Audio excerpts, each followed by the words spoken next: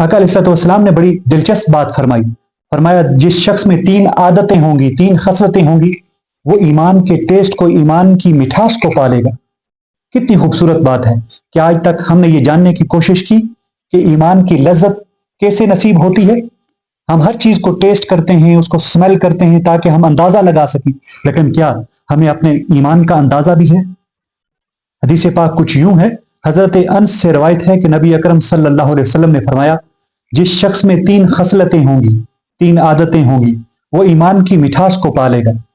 पहली खसलत यह है कि अल्लाह अज़्ज़ा व जल और उसका रसूल सल्लल्लाहु अलैहि वसल्लम इसे बाकी तमाम चीजों से ज्यादा महबूब हों। ये पहली खसलत, पहली आदत है। दूसरी चीज, जिस शख्स से भी उसे मोहब्बत हो वो महज अल्लाह अज़्ज़ा व जल की वजह से हो, यानी जिससे भी वो मोहब्बत करता हो वो सिर्फ अल्लाह की वजह से हो।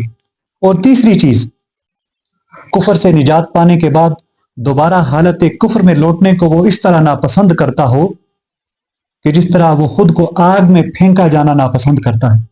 फरमाया ये 3 खसलतें, ये 3 आदतें जिस शख्स में होगी, ये 3 हैबिट्स जिस शख्स में होंगी, पहली चीज वो अल्लाह और उसके रसूल सल्लल्लाहु अलैहि वसल्लम को सबसे ज्यादा महबूब जानता है। यानी जो काम भी करे वो अल्लाह और उसके रसूल की खुशनुदी के लिए करे, उसकी जिंदगी अल्लाह उसके रसूल के फरामीन पर हो। वो शख्स ईमान की मिठास को, ईमान के टेस्ट को पा लेगा। यानी हमें अगर ईमान के टेस्ट को पाना है तो सबसे पहली आदत यह होनी चाहिए कि हमें अल्लाह और उसका रसूल सबसे ज्यादा महबूब हों। दुनिया वाले क्या कहते हैं, दुनिया के स्टैंडर्ड क्या है, इसकी परवाह नहीं करनी चाहिए। दूसरी चीज, जिससे भी वो शख्स मोहब्बत करता हो दुनिया में, वो सिर्फ अल्लाह और उसके रसूल की वजह से हो, अल्लाह की वजह से हो। यानी मैं इस शख्स से मोहब्बत करता हूं महज फी सबीलिल्लाह, अल्लाह के लिए, अल्लाह के रास्ते में इससे मोहब्बत करता हूं। मुझे इससे और कोई सरोकार नहीं है, मुझे इससे कोई और हिर्स नहीं है।